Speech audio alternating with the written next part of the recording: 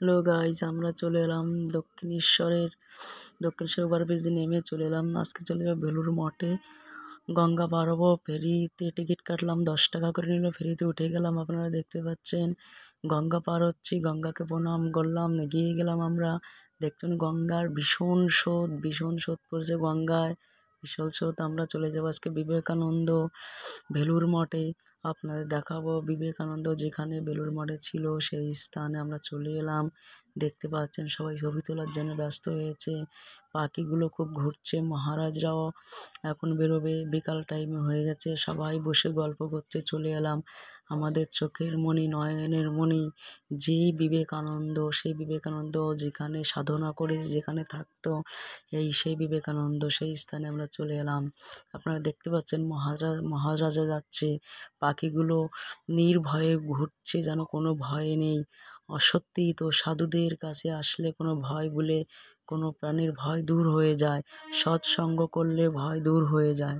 রামকৃষ্ণ শিষ্য বিবেকানন্দ, সেই চলে এলাম সেই বেলুড় মঠে যেখানে বিবেকানন্দ সাধনা করেছে। শুধু বিবেকানন্দ সাধনা করে নাই, এখানে প্রচুর ঋষিমুনি সাধনা করেছে।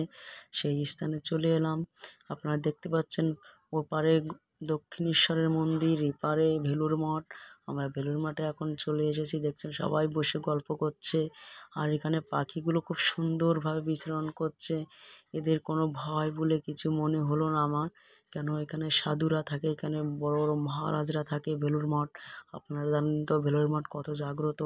সারা পৃথিবীতে বেলুড় মঠের নাম প্রচার আছে, সারা পৃথিবীতে বেলুড় মঠ শোনে। সেই বেলুড় মঠ, এখানে যে মহারাজরা থাকে, সেখানে আমরা চলে এলাম। প্রচুর পাখি এখানে ঘুরছে, নির্ভয়ে ঘুরছে। এখানে যখন আসবে তখন মন শান্ত হয়ে যাবে, মন সুন্দর হয়ে যাবে, খুব ভালো লাগবে। খুব ভালো একটা স্থান, সাধনার স্থান। যে বিবেকানন্দ আমাদের সনাতন ধর্মের সম্মান রেখেছিল, আমেরিকায় চিতাগোতে যাইয়ে সেইখানে সম্মান রেখেছিল, সেই বিবেকানন্দর স্থানে আমরা চলে এলাম। এখানে বিবেকানন্দ সাধনা করতো, আমাদের সবার জানা। বিবেকানন্দ আমাদের নয়নের মণি, চোখের মণি। আপনারা গঙ্গাও দেখতে পাচ্ছেন।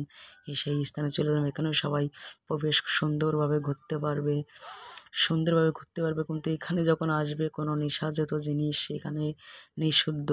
কোনো ধূমপান এখানে করা যাবে না, কোনো ধূমপান এখানে একদম নিষিদ্ধ করা। সেই জন্য যখন আপনারা যাবেন সেখানে কোনো ধূমপান করবে না। দেখতে পাচ্ছেন দুর্গাপূজার প্যান্ডেল হচ্ছে, এখানে দুর্গাপূজা হবে। মঠগুলো দেখতে পাচ্ছেন, প্রচুর মন্দিরে প্রচুর পাখি এখানে ঘুরছে। বিভিন্ন রকম পাখি ঘুরছে।